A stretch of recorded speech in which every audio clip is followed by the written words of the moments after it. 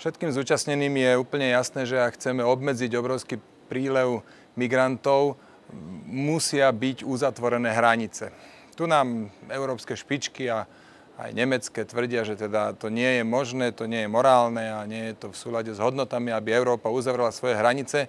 No tak v podstate platíme Turecku 6 miliard eur za to, aby túto špinavú robotu urobili Turci.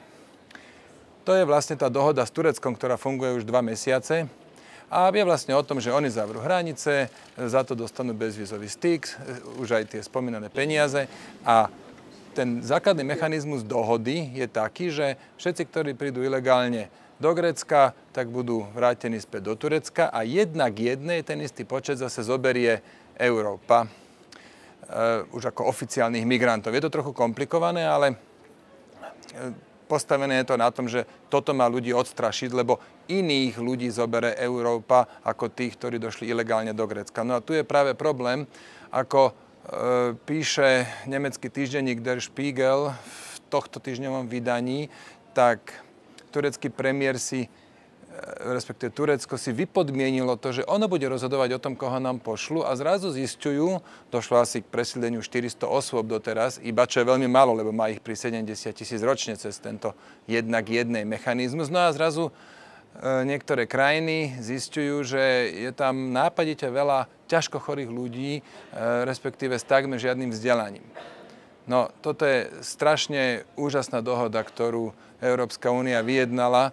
My teda za to, že niekto bude strážiť hranice, čo má robiť únia, no tak my budeme brať ťažko chorých a nevzdelaných a jak sem prídu, môžeme ich začať rovno liečiť, respektíve vzdelávať. A teraz si predstavme situáciu na Slovensku, preto lebo únia si vymyslela aj mučiace nástroje vo forme 250 000 eur pokuty za každého neodobratého migranta. A teraz si predstavme, že pod hrozbou tejto pokuty zoberieme niektorých migrantov, kde teda bude veľmi vysoký podiel ťažko chorých a nevzdelaných, takže môžeme ich hneď začať liečiť a vzdelávať. A keďže zdroje aj v zdravotníctve, aj v školstve sú na Slovensku obmedzené po rokoch rozkrádania, tak niekomu inému sa nedostane dostatok vzdelania, respektíve dostatok zdravotnej starostlivosti, možno niektorému dôchodcovi, ktorý 40 rokov odrobil a ten bude musieť čakať na nejakú operáciu dlhšie, preto, lebo však sme teraz prijali migrantov, alebo možno nejaký mladý muž, ktorého ešte tých 40 rokov odrobiť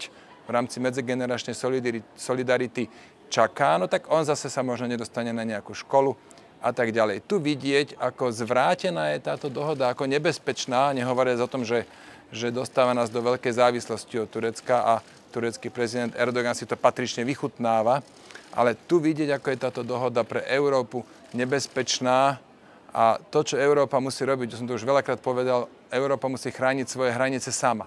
Toto ide, Macedónsko to už predviedlo a treba v tomto pokračovať. Európa sa nemôže dostať do takejto veľkej závislosti od Turecka, respektíve aj od iných krajín, lebo vidíme, kam to vedie. Nakoniec, podľa týždenníka Der Spiegel, my tu budeme liečiť ťažko chorých ľudí niekde z Blízkeho východu.